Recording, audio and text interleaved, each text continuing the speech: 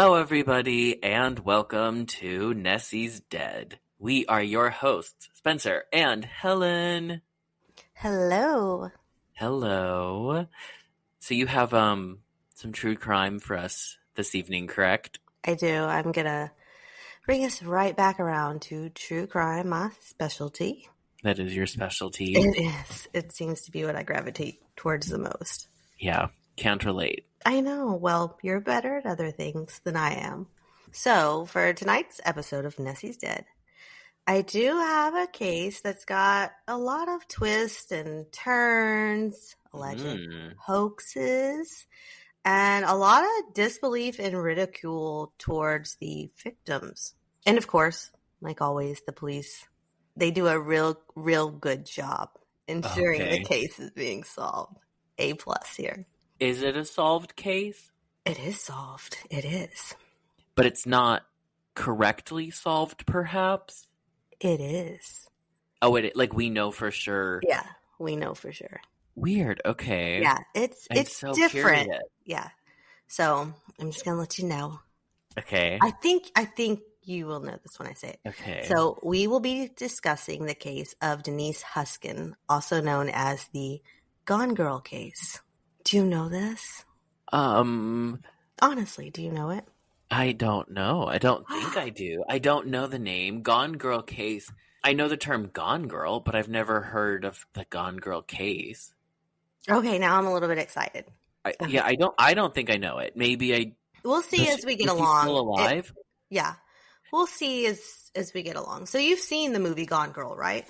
No, I didn't know there was a movie. The term Gone Girl is based off of a very popular movie about, well, I think I won't tell you the plot of the movie because it's going to give a lot of this away. So we can kind of go over that at the end to why she was known as Gone Girl. I think there's a point in here where we can discover that. So for now, let's go ahead and take the plunge to California, specifically to Mayor Island. So this is just north of San Francisco. Ooh. And here we have 29-year-old Denise Huskins and Aaron Quinn. These two, they had been dating for about 8 months. Both were physical therapists, and they actually had met at the hospital where they worked. They had the same degrees. They had a lot of similar interests. And for a lot of people, it seemed like they're a really good match. You know, from the outside, it looked good. They really didn't have a very smooth relationship at the point that everything goes down as well. But Aaron had also just come out of an engagement where he had caught his fiance cheating on him. So it was also a little bit complicated because they did all work in the same department. So the ex and everything? Yeah. So wow. Yeah. So he really, after this breakup with the fiance, he really did want to like ask Denise out. And he eventually got the nerve and did so and thought he had found a new love with Denise. And like I said, from the outside, it did seem to be this picture perfect couple.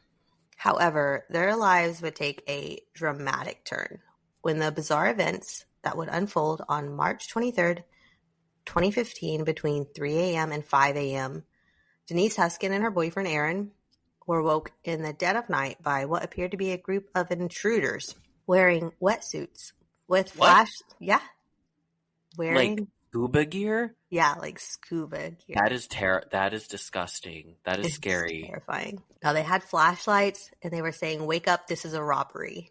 They were zip-tied, forced to wear duct tape-covered goggles over their eyes, and were given headphones over their ears that played pre-recorded messages that warned that they would be given sedatives, which, if they didn't take, would be forcefully injected.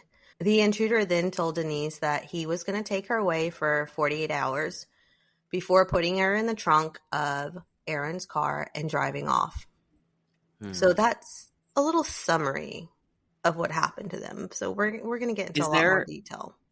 Maybe you'll get into this, but is there perhaps an intentional reason behind scuba gear and goggles?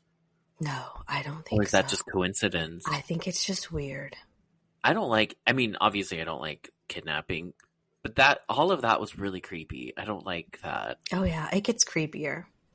Okay. So the next day, Aaron comes to and is still a bit under the drugs. So he decides to first call his brother, who's in the FBI, and tells him what had happened to him the night before. And he is told immediately to hang up and call the police. Aaron does so. The police arrive minutes after the 911 call. And Aaron meets him at the door, and the police can see that he still seems quite disoriented. Like, he still has a lot of drugs in his system. The officers come into the home, and they find what they quote as some weird stuff. As the officers are looking around, they notice in the kitchen there was red tape on the floor, which divided the kitchen from the other rooms. Aaron tells the officers that the intruders had told Aaron not to cross that tape or else. There was also a small security camera taped to the ceiling in the living room. Ew. Aaron claimed that they had put that up there too, and that they told him they were watching him. There were zip ties left on the table, along with the swimming goggles with the blacked out eyes.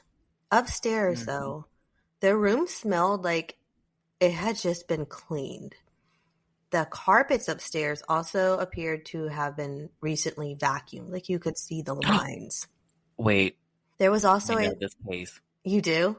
That right there, the cleaning thing. Well, maybe not. There might be another case I'm thinking of, and I'm not going to get into it in case this is the same case, but I think I might know this now. Okay, we'll go with it. It'll be fun if you do know it, because then you can give more of your opinion at the end. Yeah. Now, there was also a small drop of blood on the mattress. A single drop? Yes, a single drop. Very odd. Very odd. So at this point, they're taking Aaron down to the station to explain what in the world had taken place the evening before. During the interview with the police, Aaron said that on the evening of the 23rd, him and Denise were relaxing in the house, eating pizza, drinking beers, talking, and discussing some relationship issues they were going through.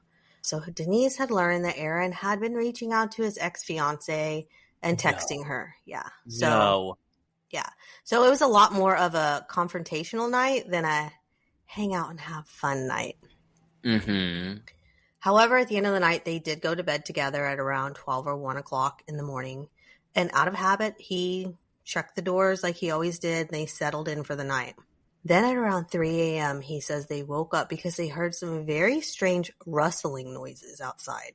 At first, they thought maybe it was a raccoon or some kind of small animal, but that changed quickly as they began to see a very bright light in the room.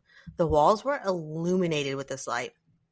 They could also see red dots moving around the room as if guns were being pointed at them.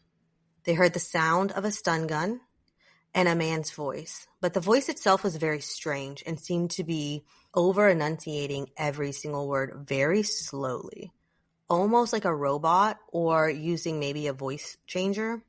Or like the Sudbrink phone call. Yeah, something like that kind of. But it was very precise. Okay. Now, the person before them was standing head to toe in a black wetsuit. Aaron believed that he did see 2 sets of legs, so just keep in mind, they're kind of blinded by this light. It's pitch black in their room, and all of a sudden they're just met with this bright light all around them. A voice was then telling them to lay down flat on the bed, where the intruder proceeded to zip tie Aaron and put the blackout goggles over his eyes. They put the goggles over Denise's eyes as well, but they did not zip tie her at that moment. They were told, "We're not here to hurt you. This is financial." Denise was then forced into their closet, and this is where she was zip tied. Then Aaron was forced into the closet as well. Headphones were put on their ears. First, the headphones were playing a soothing music, but then the headphones started playing pre-recorded messages. The message was saying, "Stay calm. We're not going to hurt you. This is not your fault. We are here purely for financial reasons, and this is all going to be over soon." And this message repeated several times. Okay, kind of a respectful robbery. Very respectful at this point. Very weird. Yes. But then it switched to another message saying that a medical professional would be coming to see them and that they would be checking their vitals and let them know that they would be taking a premixed drug, that this mixture was a 1/4 bottle of diazepam and NyQuil. Someone did come in and took their vitals, and also before administering the drug, asked them both if they were on any medications that could be harmful or complicate. What? Yes, before they were about to be given this drug. So Like, they genuinely made sure that they were okay? yeah, they generally were like, hey, Why drug them at all? well, because they're going to take her. Oh, right. Well, then Yeah. couldn't they... Well, why drug Aaron? I don't know. Well, maybe because of I This don't is so know. confusing. It is. It's a lot. It's a lot. So as this happened, more messages continued to repeat, letting them know someone would now come and ask for personal information like their socials, emails, password, bank information. The recordings also called Aaron by name, stating that this was very well planned out and premeditated attack. And they knew everything. They knew everything about Aaron. They stated who his parents were, details about his life. I mean, it was just very, very creepy. He said even with the headphones on, he could still hear people whispering throughout the house. Denise was then taken out and was told she would be put in the router room. So I guess where they had like their internet router, which also indicated that they knew their way around Aaron's house. Oh, yeah. Yeah, that's a very kind of specific room. Like if you don't know where that's at. Yeah. Because sometimes it's in the garage, sometimes it's in the laundry room, a basement. It's very specific. Aaron was brought down to the kitchen at this point. Now, they brought down for him a spare change of clothing and, of course, a pair of scissors as well, so he could cut himself free when the time arrived to do so. Another recording was played in which Yeah. This is so bizarre. This is very bizarre. Did they, also give them the money back after they stole? They're like, here, we'll sign you up to our dental plan. No, it gets even more bizarre as we keep going. You'll see. Okay. So another recording was played in which they told Aaron they knew everything about him, his family, where he worked, and where they knew his banking, and he was warned to keep his phone lines open as they would be contacting him to perform a series of tasks. One of which would be paying $15,000 for Denise's safe return in one piece. They forced him to give his banking information, email accounts, access to his laptop, and they were both threatened that if they didn't give this information, the other person would be either cut in the face or shocked, like shock Cut call. in the face? Yeah, cut in the face. Why? I don't know. Not like to slit their throat and kill them, but to cut them? Yeah. Like physical harm. I feel like it was done so that they would give it over because they don't want their significant other to get injured because of their, The intruders then left the room only to return and state, we have a problem. And the intruder asked Aaron if Denise and his ex-fiance looked alike, which they did. They looked very similar. Both had long blonde hair. He had a type.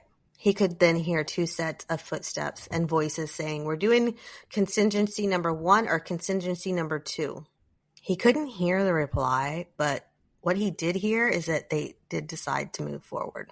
Another pre-recorded message then played telling him that they would be taking Denise. However, it did state his ex's name instead.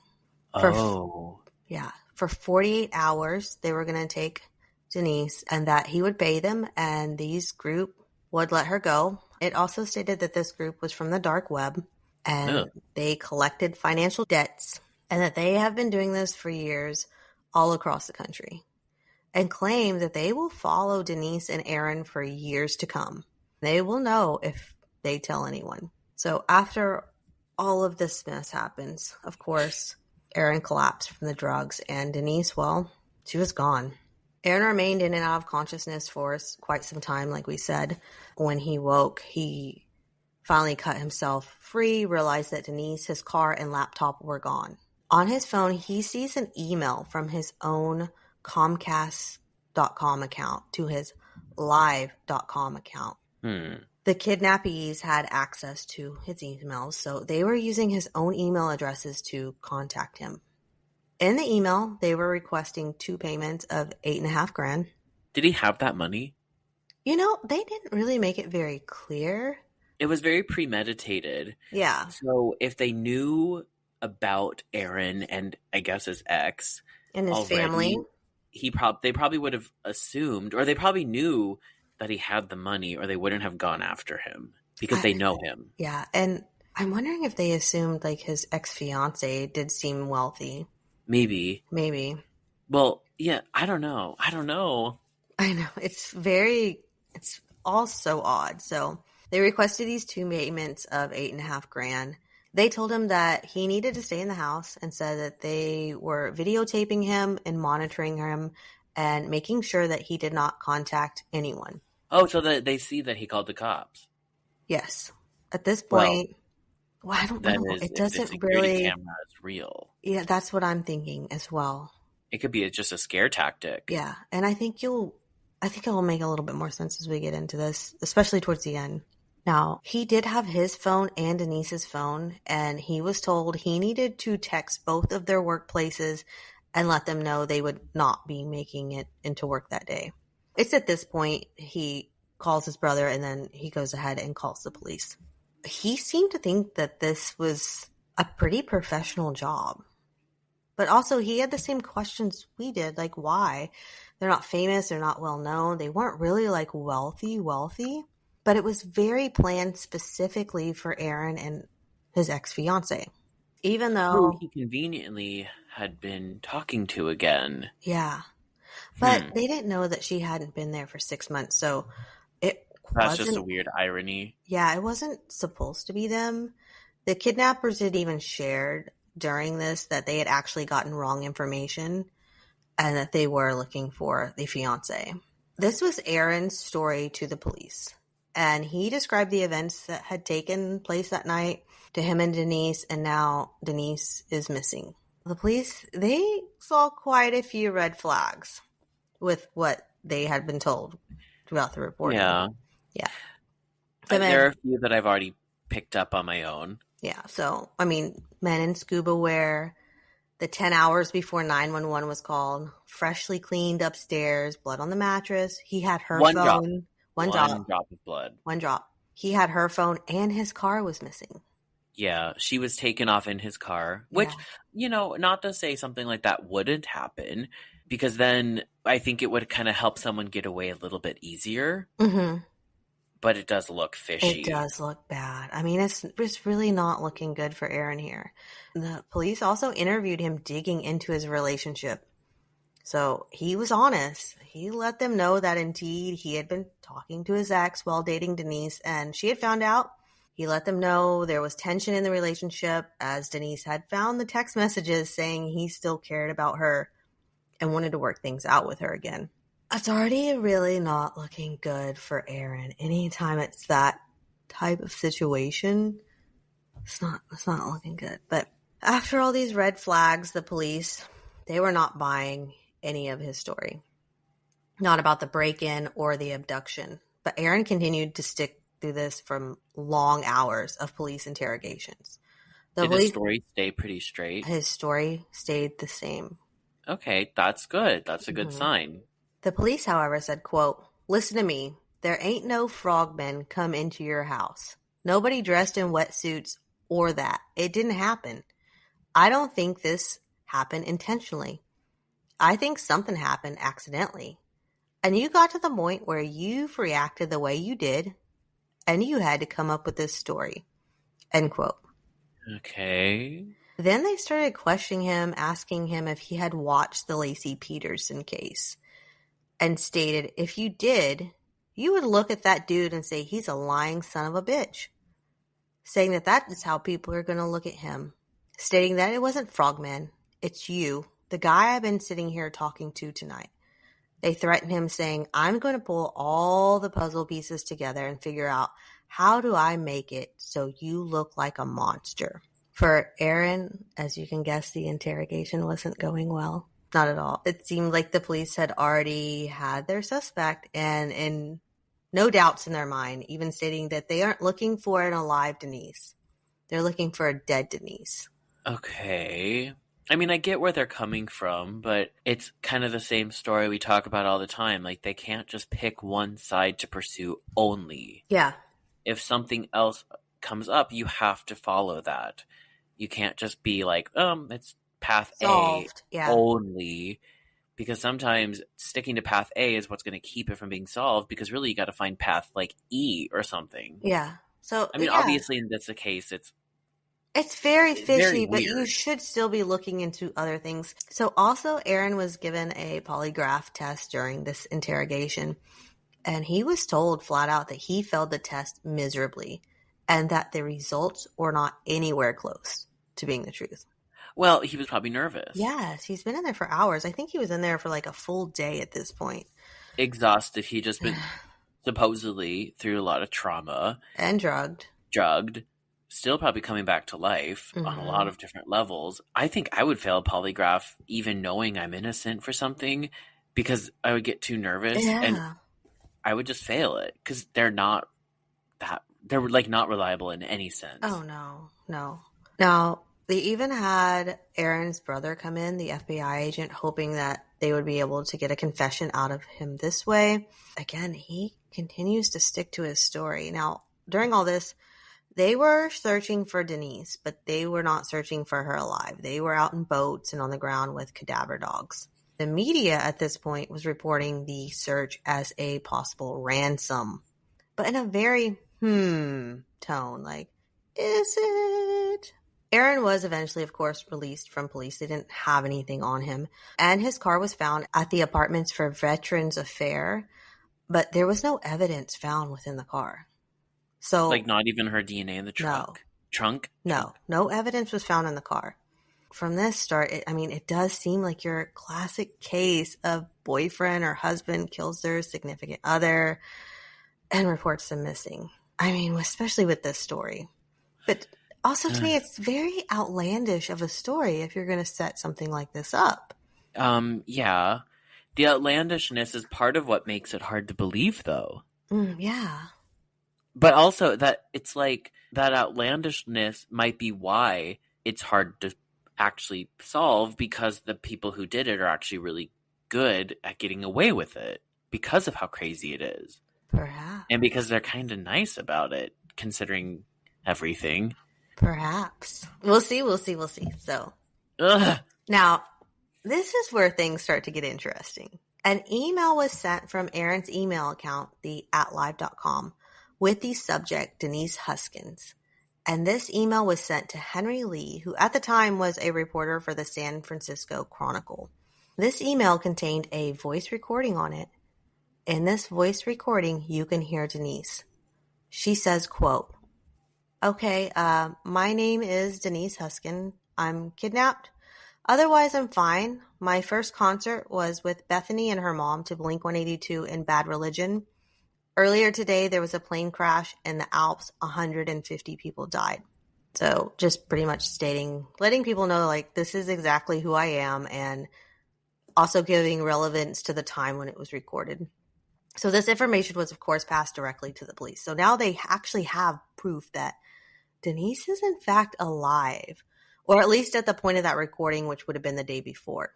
The police then have Aaron come back to the station so that they could send a message back to the kidnappers from his phone. Now, keep in mind, the kidnapper said to keep his phone on him at all times.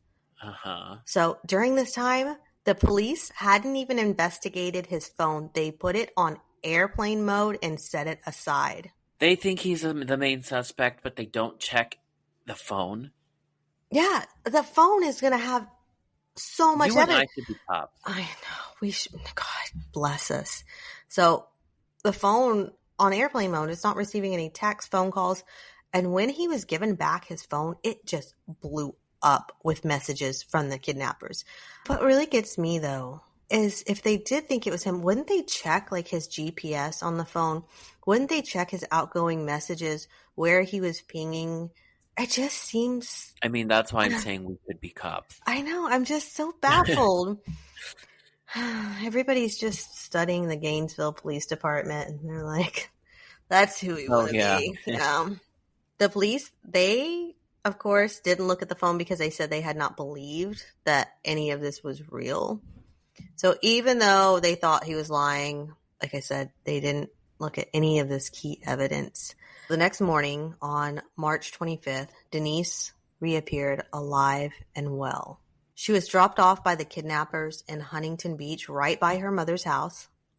Denise tells the police that she had been taken and put in the trunk of Aaron's car, was knocked out because of the drugs she had been given to take. And when she came to, she woke in a bedroom of a quiet house, which seemed to be maybe located in the countryside as it was extremely silent. Here she was still zip-tied to the bed and was forced to wear those blacked-out goggles. She said she believed there were about maybe 4 kidnappers that were involved, and after a few days, they just let her go. They let her go near Huntington Beach based off the information they found on her driver's license, so they knew that she was going to be from around this area. After she was dropped off, she then walked to her dad's home. He wasn't there at the time, but the gardener was, and she asked him if she could use his phone to call the police. The same day, the police department announced in a news conference that they had found no evidence of a kidnapping and accused Denise and Aaron of faking the abduction, which of course spurred a massive search. And the police said they became suspicious because Aaron waited hours to report the kidnapping. At the news conference, spokesman Kenny Park expressed disgust over the resources supposedly squandered, with 40 detectives assigned to the case, and the fear it caused among the community. So to quote him, he says, "It was such an incredible story. We initially had a hard time believing it, and upon further investigation, we couldn't sustain any of the things being said." But Denise and Aaron were adamant that this wasn't a hoax, and instead that they were victims. Aaron's attorney explained the delay in reporting to the police by noting that his client had been bound and drugged. Denise said that during her time with the kidnappers that she had been well looked after. She was able to do most things like normal. She was found with her purse and jacket, and she told them the kidnappers had brought it with them because they knew it was her stuff. When she was dropped off, she did say that she tore the duct tape off of herself. They asked her if she had even ever asked them to let her go, and she claimed that she asked him if they were going to hurt her and asked them if they were going to kill her, and that she was told there was no reason for any of that. The officers then asked her if she was sexually assaulted, in which she replied no at the time of questioning. She claims it was weird and that they treated her very nicely during the whole ordeal, and this sounded very suspicious to the police, as if she had just gone off on vacation for a quick moment. Denise at this point is feeling the pressure and feeling that she's not being believed, and she does ask for a lawyer before speaking to any more police or detectives. So that was her initial conversation with the police, and they said that she did seem very calm and collected. The police did investigate that area that Denise was dropped off, and they did not discover any duct tape. They spoke with the gardener as well, and he reported that her demeanor seemed normal, that she didn't seem like she was in any distress. Once she got the lawyer, she did more interviews with the police. She told them that the kidnappers had indeed told her what to say, and that she had actually been sexually assaulted, and that they recorded it as well. Oh. So she changed it. Yeah. Okay. And she said her previous story was only what she had been told to tell the police. She also told the police that one of the kidnappers had slipped and told her that he had been in the Marines. Also, one of the kidnappers claimed that he had been in Aaron's house 5 times before the kidnapping. Ew. Mm-hmm. But well, I guess that could have been like as a friend, or an electrician, or a plumber, or it could have been in a creepy way where they didn't know they were coming in. That gives me creepy way vibes. Like, I think it was very much so creepy. The cops, they're not buying any of this.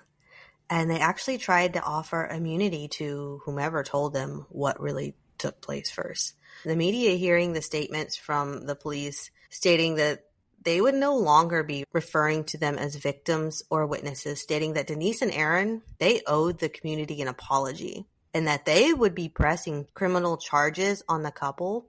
And the media began labeling her the Gone Girl, stating that it had been confirmed that the kidnapping story was nothing more than a hoax and an orchestrated event. After the press conference in which the police accused them of faking it all, something wild happens. Oh.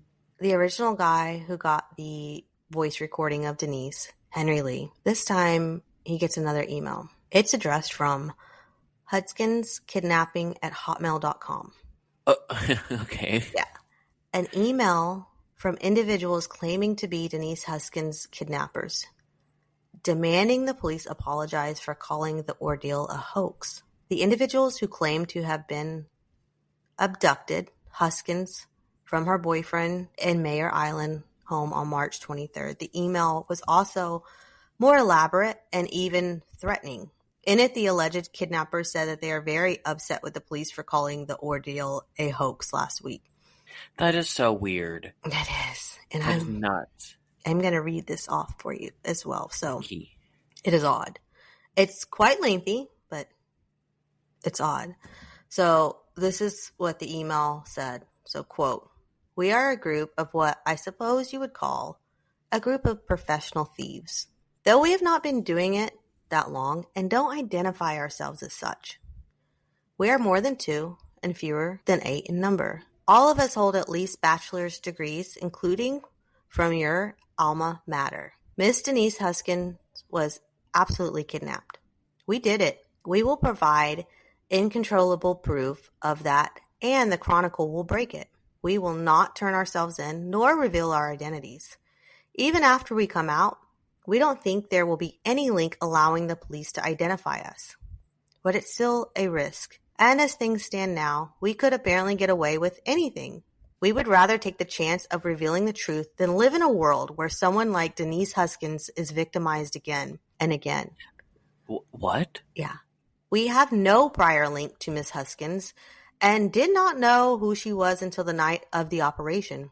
We believe the woman was Aaron's ex. The bottom line, as it sounds given what we have done, is that we didn't really want to hurt anyone. We're young adults, fairly recent college graduates, and up until now, this was a bit of a game or a movie adventure. We fancied ourselves as some sort of Ocean's 11, gentlemen, criminals, who only took stuff that was insured from people who could afford it.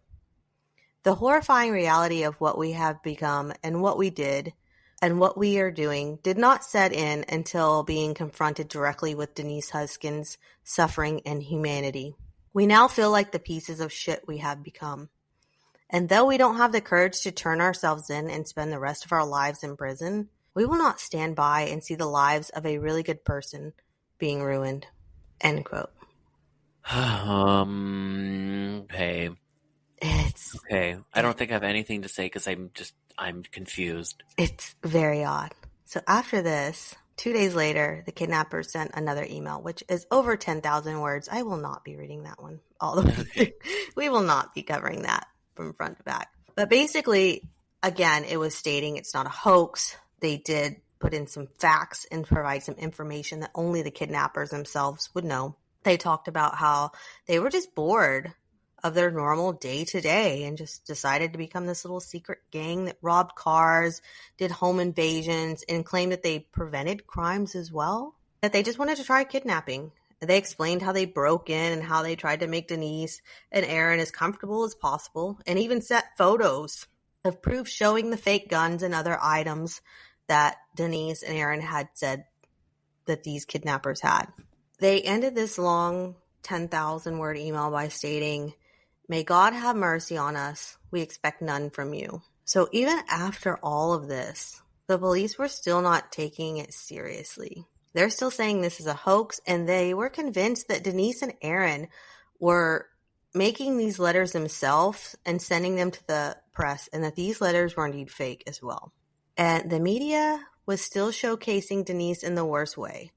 Like, they had taken the Gone Girl thing to the extreme, even going as far as showing side-by-side pictures of the actress from the movie and claiming how much they looked alike. Oh. Yeah. That doesn't even make sense. No. The kidnappers then sent another letter to Kenny Parks, the police officer that had made those statements about it being a hoax, and threatened him if he did not come forward and apologize to the couple. The police really need to make up for the fact that they made a mistake, is what they were telling them. They need to apologize to Denise and her boyfriend by noon today, or else something bad might happen, is what they had told him in this letter. They made it very clear that the statements should not include any mealy-mouthed, is what they put, sayings. Like, they didn't want them to be like, it was misassessed, the available evidence, but that it needed to be a full apology with zero insinuation that the victims played any role in creating their predicament, claiming if he didn't do this correctly, it would not be another kidnapping. But you will see.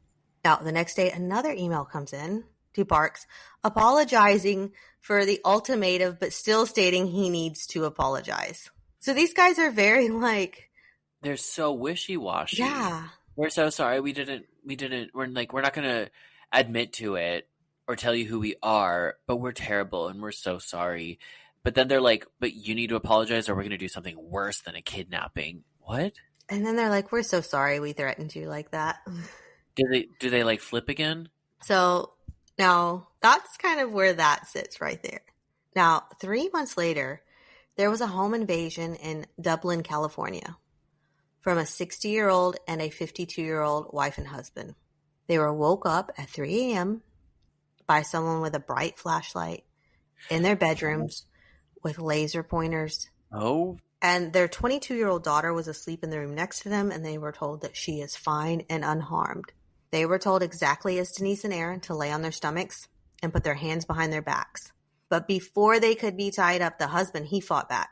The wife ran out of the bedroom and called 911. The intruder then ran from the house, but on the way out, he dropped his cell phone. Oh. Hopefully they'll just put that in airplane mode. I'm sorry, I was kind of hoping you were going to say dropped like a flipper or something. A flipper? He dropped or like a snorkel. He dropped his snorkel. No. When the police arrived, they did find the bag of zip ties, gloves, duct tape, and the phone. Detective Misty began investigating this crime. Right away, she took the dropped cell phone and began tracing where it came from. Thank God we finally have somebody that's working on a case. It did, right? It did trace an address. She reached out to the person of interest at this address, in which she was told the person who lost the phone wasn't there and that had lost this phone, but was directed to South Lake Tahoe property, which is where they believe the person who had that phone lived. So the police do go here. When they arrive, they kick in the door. They find a lot of creepy stuff. Gloves, duct tape, zip ties, black ski mask, empty bottles of NyQuil, hair dye, crime scene tape. Hair dye? Uh-huh. I know. Interesting. The items and the man inside, whose name was Matthew Mueller, were taken, and he was taken into custody. And also, the white Mustang that was on the property was taken as evidence. And this white Mustang was even actually found to have been reported stolen. They assumed at this point that the evidence found could be linked to the Dublin home invasion. But Misty investigated even more, and she found some other items as well that they missed. A BB gun painted black to look like a real gun. The car's GPS said that it had been recently to Huntington Beach. Oh. And she also found a blow-up doll wearing all black clothing that had wires attached to it so that it could stand. Maybe to make it... I'm thinking perhaps to make it look like more people. Yeah, I was thinking decoy. Mm-hmm. I mean, I don't know if decoy is the term, but you know what I mean. Black swimming goggles covered in black tape. And within those goggles was a strand of blonde hair. Denise's hair? Yes. So, oh my God. A little bit about Mr. Matthew here. Matthew Mueller, he was a Marine, and he was known to be a good soldier. He earned a lot of medals and was seemingly normal. He came from a normal family. He liked hiking, exercising. He went to college. He volunteered to help the homeless. He was married, and after he got married, he went to Harvard University. He taught there after graduation. In 2008, Matthew was diagnosed with bipolar disorder. I know. He had medication for this, but he didn't take it because he didn't like the side effects. Oh. In 2009, he moved to San Francisco. He did get work at a law firm, and they put him on some new medications that he was taking. But these medications gave him insomnia, which then led to psychosis. Oh. He claimed to begin hearing voices, became paranoid, and believed that the Chinese government was out to get him. Of course, this does lead to his wife leaving him, and he was disbarred. They disbarred him because they claimed he was taking his client's money injusticely. Oh. Now, after his arrest, an investigation was done, and it was found he was linked to a number of crimes, all women, all break-ins, where he drugged them with NyQuil, sexually assaulted the women, then forced them to give their bank information. And this was all on Mayor Island between August 2014 and January 2015. And police didn't look into any of this when Denise and Aaron came to them with this case. Wow. Yeah. Also, numerous people had reported a peeping Tom, which at the time, he had just moved to that area with his girlfriend. So, and here's the kicker. He actually moved to a house a block away from Aaron Quinn's. Oh. So Ew. he was in that neighborhood, which leads me to believe was how he had access to Aaron's house and was able to sneak in and knew so much information about him. He was just stalking him, perhaps. I wonder how he chose him. I know. So Detective Misty, she links this evidence back to the evidence that was found from Aaron and Denise's case. So thank you. Somebody is finally over here doing some detective work. Actually doing their job. Putting some pieces together. And this is when the police realize their mistake. They do make an announcement to the press, but it was by Denise's attorney that they were in fact innocent and did not fake these crimes, as the police had accused them of for 3 months straight now. That the crimes that they went through and the ridicule they received, and that their names were finally cleared. But it would actually be years before the police would release an apology. Matthew Mueller, he pled guilty to the charges of breaking into the Dublin house and guilty to the charges for Aaron and Denise. He was charged 10 years for the Dublin case, 40 years for kidnapping, and in 2022, 31 years for raping her. With all this that happened and their names being dragged through the mud, I mean, police just going out there in front of the public, just announcing things like, nope, they're guilty. They did this without any evidence or anything to prove what they were saying. They did sue the city. Good. I was about to say, I hope they sued. And they won. They won $2.5 million. Aaron and Denise are still together. They are doing very well. They seem very happy. I guess they worked through that ex-fiance crap. She's gone. She's gone. They've got kids. They're living a normal, happy life. I'm sure the $2.5 million does help. But yeah, that is the case of the Gone Girl. I did not know it, actually. There were moments where I was like, yeah, I know it. And then I was like, I don't remember that detail. And then once you told me that they actually got the guy that did it, Matthew, I was like, oh, I don't know that then. I confused it with another case where the kidnappers vacuumed the house after doing it. What did you think? What were your thoughts on the whole shenanigans here? I was convinced that it was a hoax. Were you? Did you really think at the end it was going to be that they had faked all this? I mean, I thought maybe one of them faked it. And the other, which one? Well, I don't know. The kidnapper? I guess one couldn't have faked it because why would the other one not be in on it if she was? I don't know.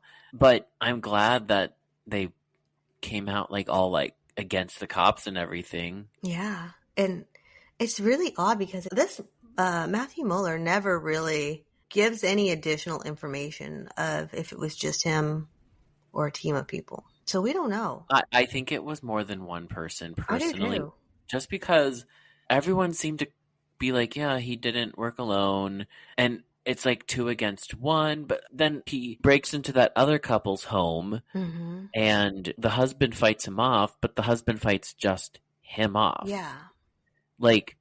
This husband's not fighting off a handful of guys. No, and he's much older. They were in their 50s and 60s. But then also in the email, which was really odd, the email that was like, yeah, we're real. He was like, there are a bunch of us. It seemed very specific too, stating that they had bachelor's degrees and that they were just bored of their normal life. It's kind of like we're not just your typical criminal. We're high profile. They're just some white-collared individuals who decided to make a little gang commit crimes. just for some thrill in life, I guess. So part of me does believe that, especially he did have that stolen car. He did state in the email that they stole cars and things. Mm-hmm. Yeah, I think it was more than one. But then I'm like, why didn't he rat them out unless it really was this like elite group situation? And they're like, if one goes down, one goes down. Yeah. You rat us out and we'll figure out a way to kill you in prison. Yeah. I mean, because I don't think it was one guy. I don't either. It doesn't add up that way. It doesn't. And even if it was just him and a blow up doll, which is bizarre. Aaron did state he heard several voices, unless he was a tape recorder or something. But I feel like you would notice if it was just one guy coming in with a bright flashlight. That has to be a crazy flashlight to Yeah. seem like more than one, but unless you're just so disoriented in the middle of the night. But Which then also could be. in the recording on the headphones, he could have purposely added maybe like distant sounding voices to throw him off. But it did sound like there were people having conversations within the rooms. I agree. And he heard 2 sets of footsteps. Yeah, I think it's more than one, for too. sure. At least 2. I do too. I think there is a gang of guys out here that, maybe women too, who knows who's part of this, that just got bored with life, which would explain to why they were so apologetic about the whole situation. They said they wanted to try kidnapping, and I guess, and once they did, they were like, oh, this is not as thrilling. Like, we actually feel guilty about this. It's not just like stealing a car or robbing somebody. This is, we kind of like messed up here, guys. But the raping and stuff, that does suck that they did that and recorded it. I don't know. I didn't see if anything was like found on that. To me, it doesn't sound like they found that recording, because I feel like that would be evidence if it was just Matthew or if it was multiple people. Yeah, I agree. Mm-hmm. I don't know. It is a very odd case. Even though it's solved, you still have to really think about it. Yeah, it just doesn't seem like Matthew's stating much. I mean, he did say he was guilty. And maybe I could have done more research, and maybe there are some statements that he's made about it. But from what I've read, it really didn't seem like he said anything too much about any other individuals. Maybe I do know this case now that I'm thinking about it. Yeah. I don't know. Maybe I don't. I know it now. You know it now, honey. Well, that's all I got for you on the Gone Girl case. It's very interesting. Thank you. Well, I guess with that, we will say good night. And pleasant nightmares. Bye. Bye.